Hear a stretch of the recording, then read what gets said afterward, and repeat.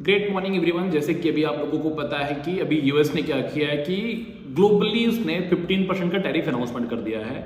तो अगर उन्होंने 15% टैरिफ यूएस ने ग्लोबली अनाउंस किया है तो इसका इम्पैक्ट क्या होने वाला है मार्केट के ऊपर, राइट। जो सबसे बड़ा इम्पैक्ट जो मैं समझ पा रहा हूँ कि मार्केट के ऊपर जो सबसे बड़ा इम्पैक्ट होने वाला है ये होने वाला है कि जो जितने भी कंज्यूमर मतलब लाइक जितने भी एक्सपोर्ट करने वाले लोग कंपनियां हैं यूएस के अंदर उनको प्रॉब्लम होने वाली है, राइट। जो सबसे बड़ा प्रॉब्लम मुझे लग रहा है कि ये मार्केट जो यूएस की जो मार्केट है इसके अंदर काफ़ी ज़्यादा डिफरेंस आने वाला है, क्योंकि इसमें जो रूट कॉज है जहाँ से लोग एक्सपोर्ट कर रहे हैं, जैसे आईटी कंपनी हो गई या टेक्सटाइल इंडस्ट्री हो गई और या ऑटोमोबाइल्स की कंपनियां हो गई, इनके लिए क्या है कि एक बड़ी प्रॉब्लम आने वाली है। क्यों? क्योंकि यूएस ने 15% का टैरिफ लगा दिया हुआ है। अब इससे क्या होगा, इससे यूएस के अंदर इन्फ्लेशन भी बढ़ेगा।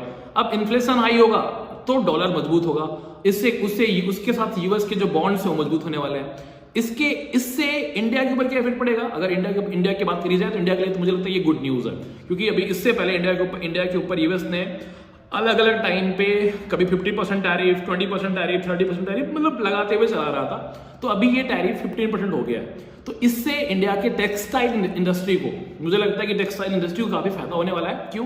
क्योंकि वही टैरिफ, सेम टैरिफ जो चाइना के ऊपर है वो 30 to 35% है और वही टैरिफ बांग्लादेश और वियतनाम के ऊपर 20% के ऊपर है। तो ये इंडिया के लिए अच्छा हो सकता है। सो अगर मैं ट्रेडिंग के टर्म में बात करूं कि ट्रेड में क्या होने वाला है, मार्केट कहां जा सकती है और क्या गोल्ड के ऊपर कमोडिटीज पे क्या इम्पैक्ट पड़ेगा।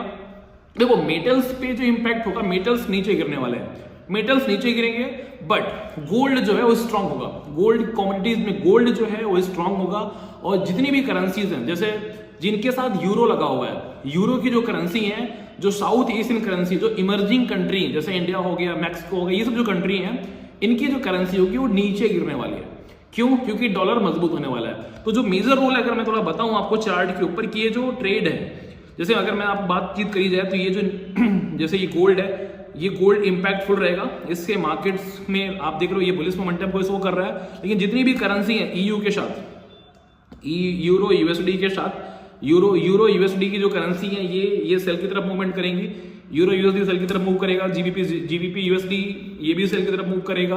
और जैसे यूरो हो गया, euro INR, right, EUR INR, ये सब भी करेंसीज, ये जो मार्केट है ये डाउन साइड में जाएगी। यूरो आईएनआर मार्केट नीचे गिरेगा और जीबीपी आईएनआर भी नीचे गिरेगा। तो काफी इफेक्ट देखने को मिलेगा और इसके साथ साथ जियोपॉलिटिकल पे भी काफी इंपैक्ट पड़ेगा ग्लोबल पे। इसमें दो मेजर करेंसीज के ऊपर इंपैक्ट पड़ने वाला है, जैसे मेजर कंट्री के ऊपर इंपैक्ट पड़ेगा, जैसे कि जितने भी लोग, जैसे यूएस का क्या प्रेशर पड़ेगा, यूएस हो गया, जापान हो गया, ये सब जो कंट्री है ये स्ट्रॉन्ग की तरफ बढ़ेंगी। और जैसे इंडिया हो गया, चाइना हो गया, रशिया हो गया, ये एक अलग गुट में बंटने वाले हैं, जो मैं समझ पा रहा हूँ इस चीज को। तो इसका जो मेजर इंपैक्ट होने वाला है ये डॉलर को मजबूत करने के साथ, जैसे कि लास्ट सेशन में मैंने ये डिस्कस भी किया था कि अभी यूएस ने नए फेड चेयरमैन का अनाउंसमेंट कर रखा हुआ है, केविन वॉर्स का जो माइंडसेट है, जो जिस तरीके से वो चीजों को रिप्रेजेंट करना चाह रहे हैं, उनका जो थॉट प्रोसेस है वो डॉलर को मजबूत करने का है। डॉलर और बॉन्ड्स के उसके यूएस के बॉन्ड को मजबूत करने का प्रोसेस उनका चलेगा। तो अगर डीएक्सवाई मजबूत होगा तो जितने भी कोरिलेशन पेयर डीएक्सवाई के साथ चल रहे हैं वो नीचे गिरेंगे। तो जब भी इस तरीके की सिचुएशंस आए तो इंस्टीट्यूशंस जो होते हैं, अगर इंस्टीट्यूशंस को ये लग रहा है कि इन्फ्लेशन हाई होने वाला है और डिमांड बढ़ने वाली है, राइट, तो हमेशा बाइंग साइड को मूव करते हैं। मेन इंस्टीट्यूशंस जो होते हैं उनका बाइंग मूवमेंट बहुत ज्यादा हाई हो जाता है अगर उनको ऐसा कुछ लगता है तो लेट्स वेट कि जब इस तरीके की सिचुएशंस हो तो सबसे पहले अनसर्टेनिटी बढ़ जाती है मार्केट के अंदर। अनसर्टेनिटी बढ़ने से क्या होता है कि लिक्विडिटी जो है, ये लिक्विडिटी काफी हाई हो जाती है, जहां पे मार्केट क्या करता है, मार्केट कंसोलिडेशन फेज में चला जाता है। जैसे मान लीजिए गोल्ड का प्राइस मान लेते हो, या मैं डीएक्सवाई को लेकर चलता हूँ, जो डॉलर इंडेक्स है, यहाँ पे देखने को जाता क्या मिलेगा कि ये मार्केट कंसोलिडेशन फेज में रहेगी जब तक ये नया एक्सपेंशन रिट्रेसमेंट ना हो। कुछ टाइम के बाद जब स्टार्टिंग मार्केट ओपन होती है तो मार्केट एकदम से लोग पैनिक होते हैं, तो मार्केट में वोलेटिलिटी ज्यादा हो जाती है, रस बढ़ जाता है। तो उस टाइम पे क्या करना है, वेट करना है, इंतजार करना है, पेशेंस रखना है। उसके बाद मेन बायस मार्केट के 2 से 4 घंटे के बाद या 1 दिन 2 दिन के बाद रियल बायस देखने को मिलता है कि मार्केट एग्जैक्टली जाना किधर चाहती है।